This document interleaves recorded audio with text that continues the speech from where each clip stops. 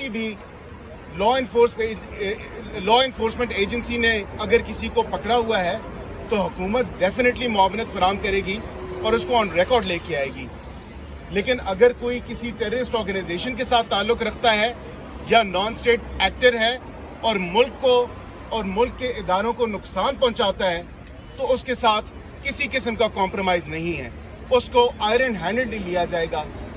हम बहसीयत हुकूमत तमाम तर जो मुआवनत है, तमाम तर जो सपोर्ट है वो हम फराम करने के लिए तैयार हैं और फराम कर भी रहे हैं। जहां आपको याद होगा कि पीडीएम के टाइम पे भी वजीर आजम पाकिस्तान उस वक्त इसी अदालत में इस्लामाबाद हाई कोर्ट में पेश हुए थे।